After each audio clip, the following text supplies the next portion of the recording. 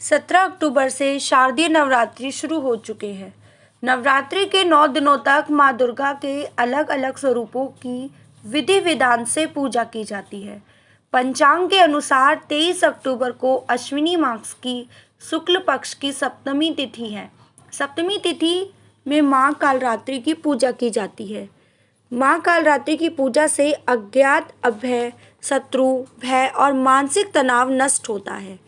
इस बार दुर्गा अष्टमी और महानवमी और दशहरा की तिथियों को लेकर लोगों में बड़ी ही कन्फ्यूज़न है, क्योंकि इस बार नवरात्र पूरे 9 दिन समाप्त होने जा रहे हैं।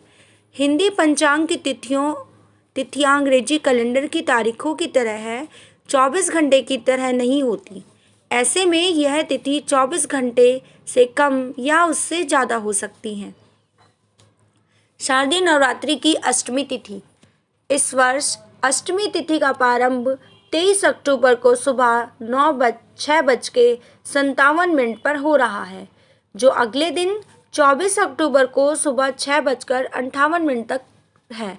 इसमें इस वर्ष महाअष्टमी का व्रत 23 अक्टूबर को रखा जाएगा। इस दिन महागौरी की पूजा की जाती है। शारदीय नवरात्रि की महानवमी तिथि। इस वर्ष महानवमी तिथि का प्रारंभ 24 अक्टूबर सुबह 6:58 से हो रहा है, जो अगले दिन 25 अक्टूबर को सुबह 7:41 तक है। ऐसे में आपको महानवमी का व्रत 24 अक्टूबर को रखना है।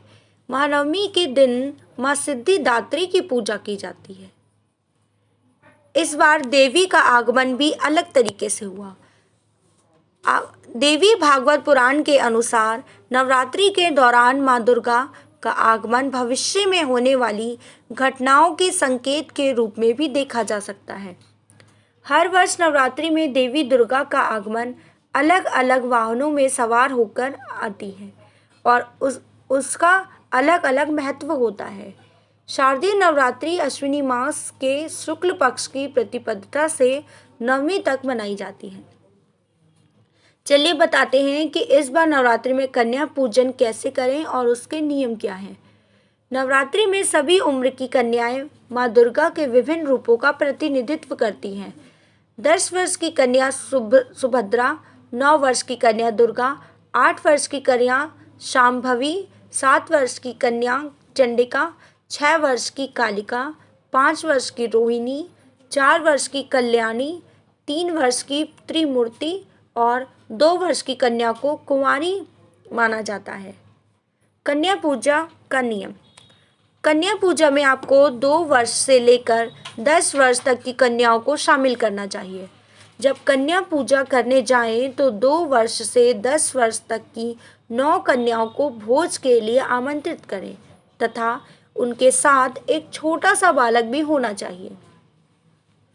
9 कन्याएं 9 देवी का स्वरूप मानी जाती हैं और छोटा बालक बटुक भैरव का स्वरूप माना जाता है। कन्याओं को घर पर आमंत्रित करके उनके पैर पानी से धोते हैं, फिर उनको चंदन लगाते हैं, फिर अक्षत अर्पित करने के बाद भोजन परोसते हैं, फिर उनके चरण स्पर्श करके आशीष लेते हैं और उनको दक्षिणा स्वरूप कुछ उपहार भी देते हैं। इस बार दशहरा और विजयदशमी कब है? शारदीय नवरात्रि की दशमी तिथि का प्रारंभ 25 अक्टूबर को सुबह 7:41 से हो रहा है, जो 26 अक्टूबर को सुबह 9 बजे तक है। ऐसे में विजयदशमी या दशहरा का पर्व 25 अक्टूबर के दिन रविवार को मनाया जाएगा। पौराणिक कथा के अनुसार इस दिन मर्यादा पुरुषोत्तम भगवान राम ने लंकापति रावण का वध किया था। भगवान राम के रावण पर विजय प्राप्त करने के कारण इस दिन को विजयदशमी कहा जाता है। चलिए जानते हैं कि दुर्गा मूर्ति विसर्जन का मुहूर्त क्या है। माँ दुर्गा की मूर्ति का विसर्जन सोमवार को 26 अक्टूबर को होगा। उस दिन आपको सुबह 6:29 बजे से ही सुबह 8:43 पर दुर्गा विसर्जन कर देना होगा। नवरात्रि के दिन हवन का भी बहुत महत्व है और हम जान लेते हैं कि हवन सामग्री क्या है और इसकी विधि क्या है। आम की लकड़ी, तना और पत्ता, पीपल का तना और छाल, बेल, चंदन की लकड़ी, अश्वगंधा, नीम, पलाश, गुलर, गुलर की छाल, ब्राह्मी, मुलेठी की जड़, कपूर, तिल, चावल, लौंग, गाय का घी, गुग्गल, लोबान, इलायची, शक्कर और जौ। इसके अलावा एक सूखा नारियल या गोला, कलावा या लाल रंग का कपड़ा और एक हवन कुंड। कल अष्टमी है। अष्टमी और नवमी की पूजा के पश्चात आप हवन कुंड को एक साफ स्थान पर स्थापित करें। हवन सामग्री को एक बड़े पात्र में मिलाकर रख लें। इसके बाद आम की लकड़ी और कपूर हवन कुंड में रखें और आग प्रज्वलित करें।